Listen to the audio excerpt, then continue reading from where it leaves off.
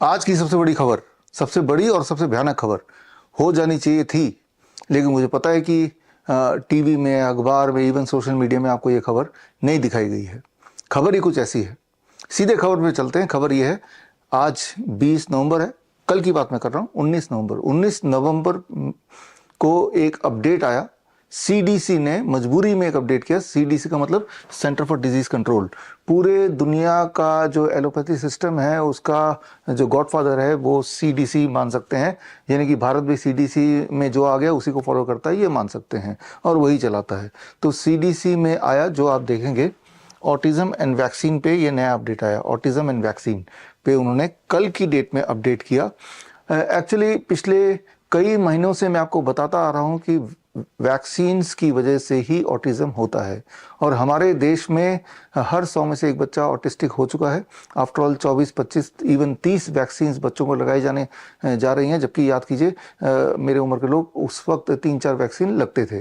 तो जैसे जैसे वैक्सीन के मात्रा बढ़ती जा रही है वैसे वैसे ऑटिज्म एंड एडीएचडी बढ़ता जा रहा है। हमारे देश में इस वक्त 50 लाख ऑटिज्म के पेशेंट है, 2 से 3 करोड़ एडीएचडी के पेशेंट है, attention deficit hyper activity disorder, यानी कि साधारण भाषा में कुछ लोग इसे मंदबुद्धि बोलते हैं। तो जो पेरेंट्स इसे सुन रहे हैं, अगर वो चाहते हैं कि वो उनका बच्चा मंदबुद्धि की कैटेगरी में ना आ जाए, तो एक ही काम करना है, किसी भी हालत में किसी भी तरह का वैक्सीन नहीं देना है। ये बात मैं कई बार बताया है, पिछले कई महीनों से बताता आ रहा हूँ, लेकिन ये बात हजम नहीं होती वैक्सीन इंडस्ट्री को, डॉक्टर्स को।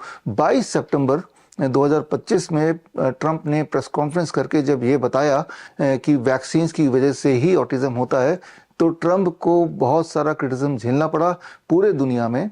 जैसा आप देख रहे हैं, रिपोर्ट्स आने लगी कि ट्रंप ने जो बोला वो अनसाइंटिफिक है, एविडेंस बेस्ड नहीं है, और ऐसा कुछ नहीं है, वैक्सीन इज सेफ, इस तरह के न्यूज़ आने लगे। भारत में भी ये न्यूज़ आए।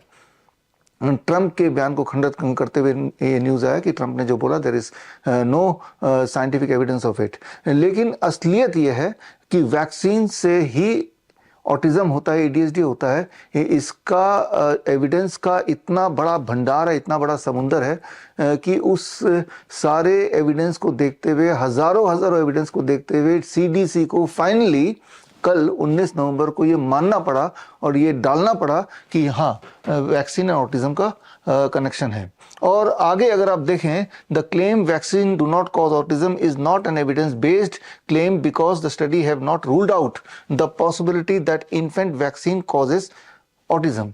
तो ठीक ठीक से, और अगला लाइन आप देखें, study supporting a link have been ignored by the health authorities. ऐसे 1970 से लेके अभी तक 2025 नवंबर तक ऐसे हजारों हजारों स्टडीज आए हैं जो बार बार ये प्रूव करते हैं कि वैक्सीन लगाया और लगाने के बाद बच्चे को ऑटिज्म हो गया, वैक्सीन लगाया लगाने के बाद बच्चे को एडीएचडी हो गया, वैक्सीन लगाया लगाने के बाद बच्चे को ऑटोइम्यून डिजीज हो गया, डायबिटीज टाइप 1 हो गया, या इवन कैंसर एक्सेट्रा हो गया। तो ये सारे स्टडीज हैं, लेकिन ये सारे स्टडी सिर्फ जर्नल तक ही हैं, और वो मेन स्ट्रीम मीडिया में नहीं आते, इवन सोशल मीडिया में भी नहीं आते। बल्कि ये जो वीडियो आप फेसबुक में देख रहे हैं या इंस्टाग्राम में देख रहे हैं, यही वाला वीडियो लेके अगर आप अपने यूट्यूब चैनल में डालेंगे तो आप देखेंगे एक मैजिक होगा, अगले 24 घंटे में ये वीडियो उड़ा दिया जाएगा, सेंसर कर दिया जाएगा। लेकिन फिर से डालेंगे तो हो सकता है आपका चैनल भी उड़ जाए। तो पूरी तरह से इस न्यूज़ को दबाया जा रहा है लगातार, क्योंकि वैक्सीन इंडस्ट्री खतरे पर आ जाएगी अगर लोग जागरूक हो जाएंगे, लोगों को पता चल जाएगा। जरा सोच के देखिए, कौन पेरेंट ये चाहेंगे कि उनका बच्चा ऑटिस्टिक पैदा हो जाए, या ऑटिस्टिक हो जाए, या एडीएचडी का शिकार हो जाए, मंदबुद्धि बन जाए, स्पेशल स्कूल में डालना पड़े और जीवन भर उन पे निर्भर रहे, कोई भी काम इंडिपेंडेंट ना कर पाए। कौन चाहेगा? सोशल सेटिंग फिट ना बैठ पाए, कौन चाहेगा? कोई भी नहीं चाहेगा। लेकिन एक भ्रम फैलाया गया है वैक्सीन इंडस्ट्री के माध्यम से, एलोपैथिक लॉबी के माध्यम से, कि वैक्सीन आर सेफ। और इस की वजह से आप देख रहे हैं कि जो ज़्यादा पढ़े लिखे लोग हैं वो वैक्सीन बच्चों को लगाए जा रहे हैं, वैक्सीन लगाए जा रहे हैं। हो क्या रहा है, धीरे धीरे बच्चे की जो इंटेलेक्चुअल एबिलिटी वो खत्म हो रही है। लेकिन कई बार इंटेलेक्चुअल एबिलिटी इस हद तक खत्म हो जाती है कि वो ऑटिज्म की कैटेगरी में आ जाते हैं, एडीएचडी की कैटेगरी में आ जाते हैं।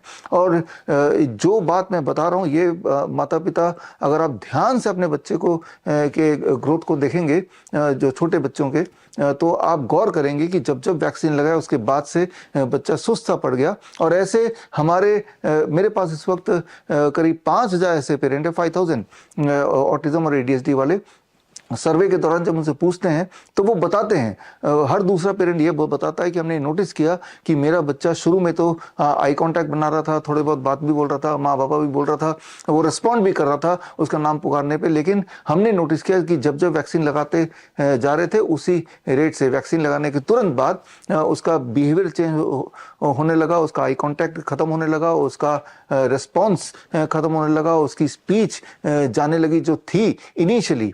तो पेरेंट्स तो कनेक्ट कर पा रहे हैं, लेकिन ये जो कनेक्शन है, इस कनेक्शन को पेरेंट्स भी देख पा रहे हैं, इस कनेक्शन को जर्नल में भी कैद है, लेकिन ये आम मीडिया तक, आम पब्लिक तक मीडिया के माध्यम से नहीं जा रहा, बिकॉज मीडिया आज का आपको पता ही है टोटली बिका हुआ है, राइट। तो सीडीसी का जो आगे आप देखेंगे, जो बात मैंने अभी बताई, ये बात सिर्फ मैंने ऑब्जर्व नहीं किया, हमारे पेरेंट्स में 5000 फैमिलीज में, या उनके जब भी हमने सर्वे लिए, यही बात आप देखेंगे तो यहाँ पे भी लिखा है, approximately 1 in 2 served parents of autistic children believe vaccine play a role in the child's autism. तो ये ऑलरेडी रिसर्च बेस्ड है। तो यहाँ पे अगर आप देखें तो vaccine do not cause autism, इसको पूरा पढ़ेंगे तो आप पाएंगे कि उन्होंने क्रिटिसाइज किया सीडीसी ने कि वैक्सीन ऑटिज्म नहीं करता है। ये सिर्फ एक क्लेम भर है by the vaccine industry, ignoring all the evidences जो 1970 से लेके अभी तक का जो एक भंडार है। बल्कि ये सारे एविडेंसेस को लेके मेरी किताब अभी आने वाली है, किताब का नाम है क्योर ऑटिज्म नाउ। ये किताब रिलीज होगी 30 नवंबर को, राजीव दीक्षित जयंती के दिन, और ना केवल ये किताब रिलीज होगी, और इस किताब के माध्यम से मैं पेश करूंगा हमारे 1001 ऑटिज्म और एडीएचडी के ऐसे बच्चे जो एक टाइम पे ऑटिज्म और एडीएचडी था, लेकिन हमसे मिलने के कुछ दिनों के अंदर उनका ऑटिज्म भी ठीक हो गया, उनका एडीएचडी भी ठीक हो गया, यानी कि उनका आई कांटेक्ट दोबारा एस्टेब्लिश हो गया, स्पीच आ गई, टो वॉकिंग गायब हो गई, रेस्पॉन्सिवनेस बढ़ गया, हाइपर एक्टिविटी कम हो गया, जो सारे क्लासिक सिम्टम्स थे वो धीरे धीरे वैनिश होने लगे बाय फॉलोइंग अ प्रोटोकॉल जिसको हम बोलते हैं can protocol, cure autism now protocol.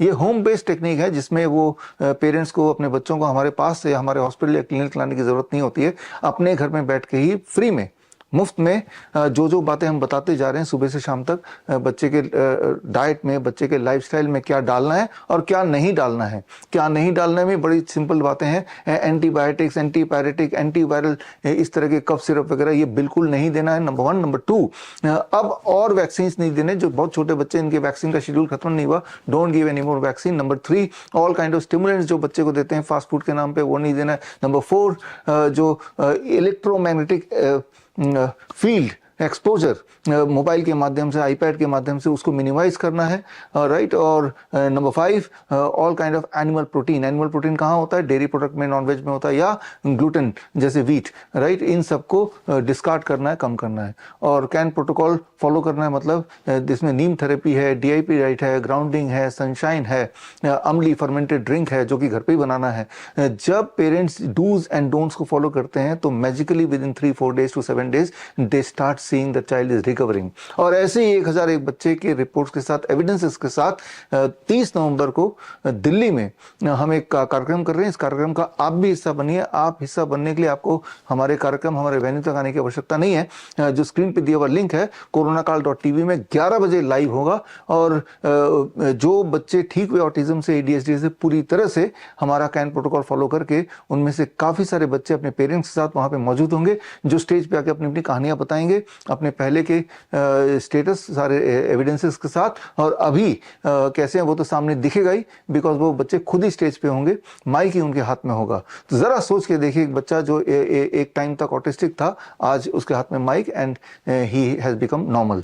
तो बोलने का मतलब ये है कि ऑटिज्म को अगर रोकना चाहते हैं तो वैक्सीन लगाना बंद करना होगा। और जिनको अभी भी लगता है कि नहीं नहीं वैक्सीन लगाना जरूरी है, बीमारियों से बचाने के लिए, वैक्सीन से ऑटिज्म नहीं होता है, तो खैर मैं बोलना चाहता हूं कि 30 नवंबर का वेट कीजिए। मेरी बुक क्योर ऑटिज्म नाउ, एक बार उसको पढ़ लीजिए और पढ़ने के बाद फिर फैसला कीजिए कि अपने बच्चे को खतरनाक डेडली वैक्सीन देना है या नहीं देना है। अगर आपको मेरी बात पे थोड़ा भी शक आ रहा है तो ये जो रिसर्च पेपर है, ये जो सीडीसी का जो अपना पेज है, centre for disease control, government of US का, इस पेज का लिंक आप स्क्रीन पे दिए हुए लिंक में जाके देख सकते हैं। अब खुद ही पढ़िए, पढ़ने के बाद वही डॉक्टर के पास जाइए जिस डॉक्टर ने बच्चे को वैक्सीन लगाने बोला या लगाया था कि भाई ये क्या है, राइट। तो आप को थोड़ा थोड़ा पता लगेगा कि किस तरह से आपको बहका के आपके हेल्दी बच्चे को एक न्यूरो डेवलपमेंटल डिजीज की तरफ धकेला जा रहा है। तो यहाँ पे दो बात से मैं कंक्लूड करूंगा। पहला तो ये कि ऑटिज्म एंड ADHD को आप रोक सकते हैं होने से। उसके लिए क्या करना है, सबसे पहले तो अवॉइड टेकिंग एनी वैक्सीन। और जिनको ये लगता है कि वैक्सीन लेने से कुछ फायदा हो सकता है, कोई बीमारी रुक सकती है, पोलियो रुक सकता है, तो एक बार मेरी किताब पढ़ेंगे तो उसके अंदर एविडेंस है ही, जो कि मैं रिलीज करूंगा 30 नवंबर को। और दूसरी बड़ी बात, अगर किसी बच्चे को ऑटिज्म और ADHD है ही तो वो पूरी तरह से या एटलीस्ट 70-80% तो ठीक हो ही सकते हैं, और वो भी घर बैठे, वो भी कुछ दिनों में ही हो सकते हैं, वो भी मुफ्त में हो सकते हैं।